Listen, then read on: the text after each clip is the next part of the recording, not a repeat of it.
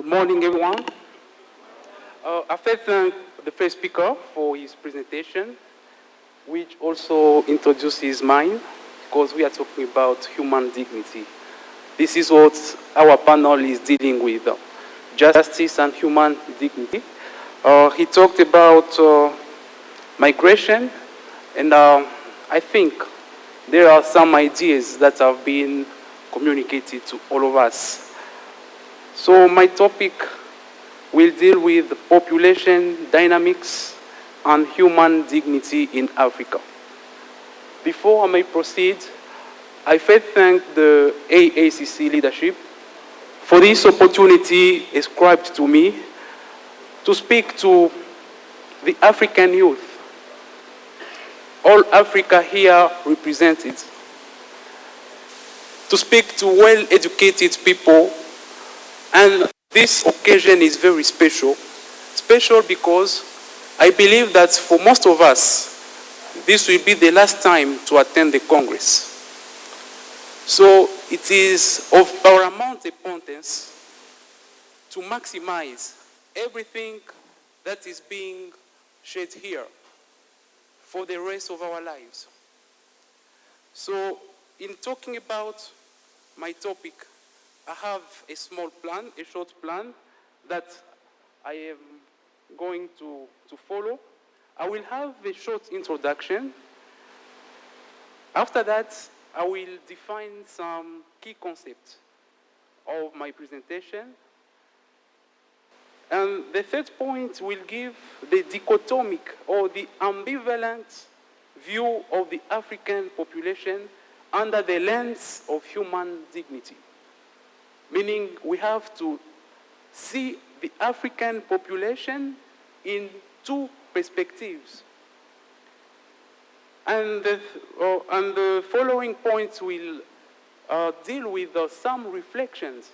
I will submit some reflections as to the implementation of human dignity in Africa. And finally, I will conclude. So in introducing, I will remind that philosophers, among with other scholars, always remind the difference between living and existing. And in fact, there is a difference, a very big difference. Someone who lives is a person who accomplishes his dreams, is a person who pursues his passions, he's a person who lives a fulfilled life. He has dreams, he sets goals, and he reaches them.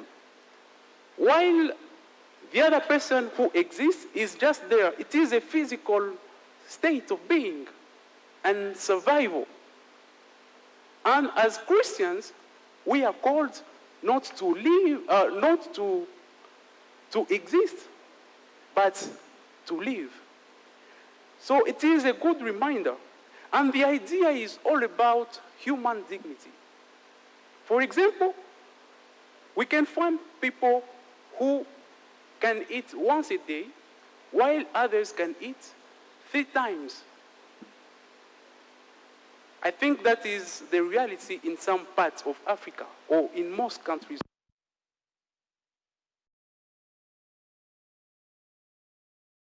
The other person can wear the same clothes from Monday to Monday. It is all about human dignity. So, according to the World Bank statistics, the world's populations amount to 8.2 billion people, of which 1.5 are in Africa. And that makes Africa the second most populated continent in the world. So if human dignity is a matter of concern globally, I will say that it is more questioned in our continent because Africa, if you read many reports, is said to be the poorest continent on earth. And I read some documents last time where they classified the 28 poorest countries in the world. and surprisingly, 23 of them were Africans. It is all about human dignity.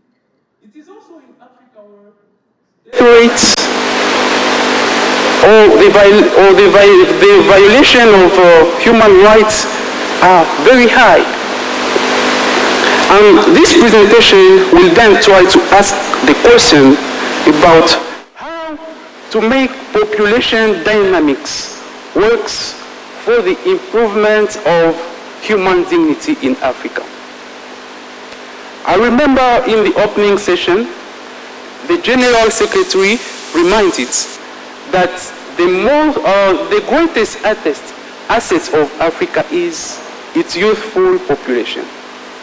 That narrative is also reminded by other people. But we will be questioning if that is real or if it is an ideal. So, in order to talk with the same comprehension, I want us to define some key concepts. For some, maybe population dynamics is the first time for you to hear, but simply said,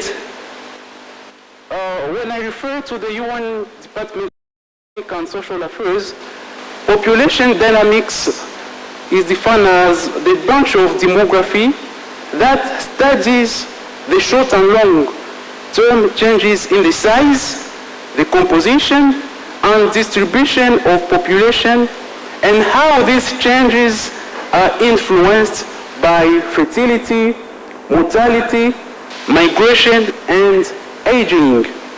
So, population dynamics determines whether a population is youthful, or aging, or balanced. It also studies how people are spread across a geographical area. It is said, for example, that by the end of this century, 1 billion people will have been added to Africa. And we will see that the fact that we are increasing in number, if we don't work on the conditions in which we are living, our human dignity is being compromised. So what is human dignity? I will remind that in the academy, it is among the most or the essentially contested concepts, meaning we have many definitions of human dignity. For example, we have what we call status dignity or inherent dignity. We are worthy, we have a worth because we were born as human beings. The fact of being a human makes that we may enjoy some rights. That is what people call the status dignity. But we can also have attributed dignity for people, for example, who have accomplished a lot in their field. In sports, for example, when we speak of Mbappé, not that I'm their fans, please, or people like Nathaniel Bassey in music, they have accomplished a lot, and they are seen in society at a given level. That is also another understanding of dignity. But simply said, we will say that human dignity is the inherent worth and value that every single person possesses simply by virtue of being a human. Everyone is a human here. So by that simple fact, it means that you have human dignity. So that's the basic understanding. In going deeper, we are going to question if it is enough just for you to be recognized as a human being with human dignity. Is it enough? Or we have to see some things which are going to tell us that you live a worthy life. So the third point about the ambivalent view of the African population with regards to human dignity. I would like to know how many people are married in the room. Can you raise your hand? They are the minority. They are not many. How many people hope that they will get married one day?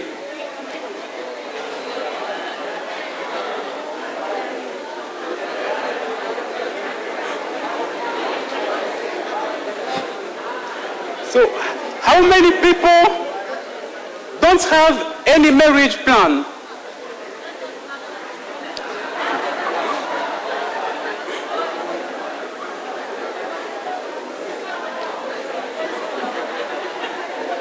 Africa. So can you clap your hands for yourselves because you have projects?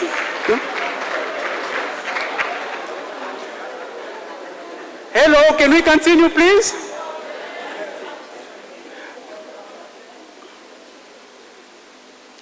If I ask that question, it's because I know that many of us have a marriage project. And once we have a marriage project, it means we also hope that we will be blessed with children, I think. And if we have 500 people here, and maybe 400 are planning to get married, it means that in coming years, the African population will increase. Are we together? So when we try to understand Africa, there are, I think, in my view, 3 assets that we need to analyze. The first one is its youthful population. The second one is its resources. And the third one is its beliefs. It was said here that it is in Africa that we have many believers. So I will most focus on the first asset, the youthful population of Africa, under the lens of human dignity. So people say that union is strength. It is also said that there is security in numbers. So when we see the number of Africans, we may say that we are sufficient by ourselves to get developed, because the human capital is a great factor in development. But why, in spite of being many compared to other continents, we are still the last? Why? We are young people. We are more than 60% young in Africa, meaning we are ready to work. We are ready to dream and to do great things. But the reality shows that so far, we are still the last. It means that there are some things we need to question. When we see the African Union Agenda 2063, it is said that we want an Africa whose development is people-driven, relying on the potential of African people, especially its women and youth, and caring for children. So the question arises, and that is my question to you, and to all of us here who are young. Is it enough to have a large population in order to reach development? Is it enough? Saying that we are many, does it suffice? Aren't there some conditions to fulfill in order to truly be able to develop Africa? So the second observation is that as Africa has the youngest population in the world, what are the implications of such a status? If we have the most youthful population in the world, what are the implications of that advantage? I think that under normal circumstances, the predominance of the youth could be more profitable to the continent insofar as having a youthful population brings many opportunities for economic growth and innovation, under the condition that those opportunities are recognized and utilized. But in practice, we see that young people continue to face underemployment and lack of opportunities. And I will say here that it is not profitable for Africa when skilled young Africans leave the continent and go abroad in order to become maybe less important people in other continents. Maybe slaves, or to lead lives that are not worthy of the human. Yet their competencies could be added to the emergence of the continent.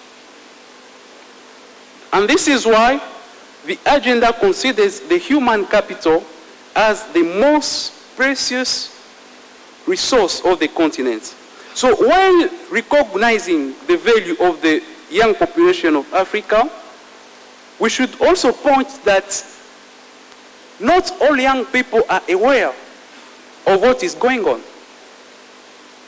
We also have many young people who are addicted to drugs, to alcohol, to sex, and to all other kinds of anti-values. They are also included in the statistics. So we cannot say that all of us or all of the youthful population is aware, meaning that this youthful population also faces some challenges in all of our countries.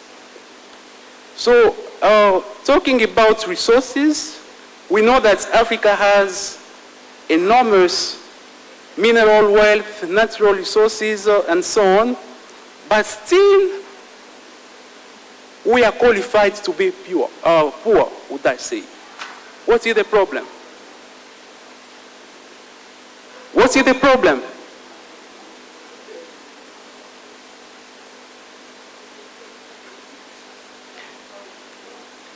In cultural evenings, each country is presenting their riches. So, are they real? You talk about gold. How many have touched gold? We'll come back to it. So that is the way we should see the African youth. It is somehow a dichotomy.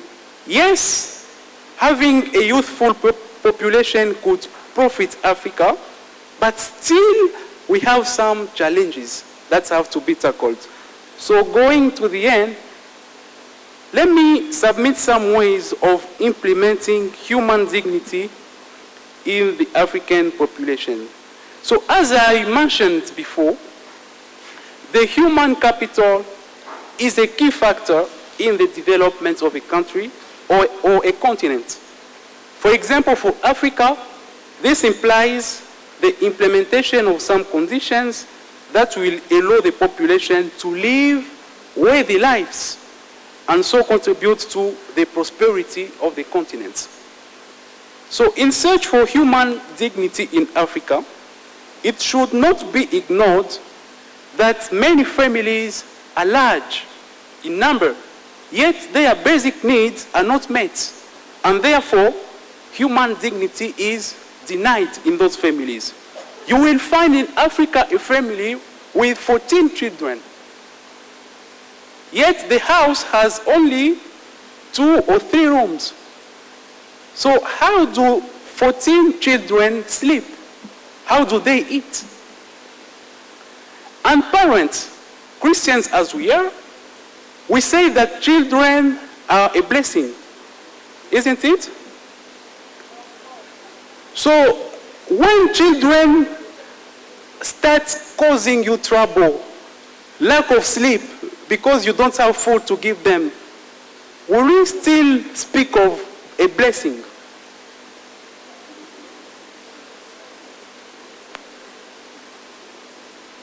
You have 14 children. This one comes, daddy, school fees. That one comes, I'm hungry, and so on. And you don't have means. And you plan to kill yourself. Were you blessed? Were you blessed or not?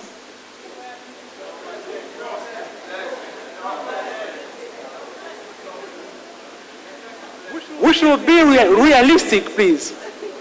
Because the Bible also says that God's blessing is not followed by sorrow. If it was God who blessed you, it means that you should be happy with all the 14 children. So what I want to say is this: Africans should also adopt a culture of planning for their families and for their children. Don't give birth to children for whom you are not going to afford for their needs. That is among the points I want to focus on. Young people who are not yet married. It is time to plan for your life. It is time to plan for your family life, for your children. As Miles Muno said once in one of his conferences and talks, people have time to plan for parties, but they don't have time to plan for their lives. And that is true. Suppose you get an invitation for a party, you will start asking, which suit am I going to put? How am I going to do this and that? But how many planned for their lives?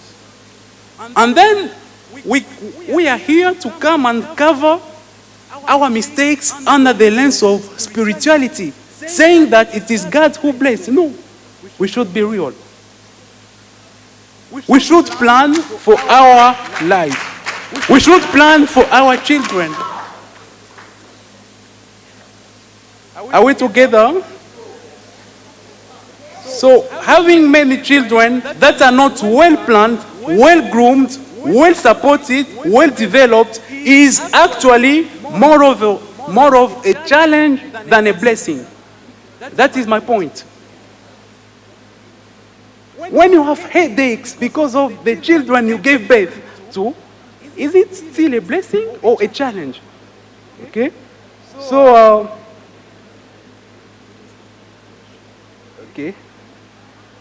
we may also have many other points, but in conclusion, I will say that population dynamics in Africa raise challenging questions about human dignity. So while the continent possesses the potential to offer Africans lives of dignity, the reality reveals that some hindrances are still persisting. So being the second populated continent and having the most of the world's resources is not a curse. So we should do all we can in order to make it a blessing and steward wisely. So this will be done by empowering the youth, as it is being done here, and putting the population in conditions that affirm their human dignity. It is also important to adopt a culture of limiting childbirth, of planning for our families, and planning for our lives in general. I think that other points may be dealt with in questions. Thank you for your attention.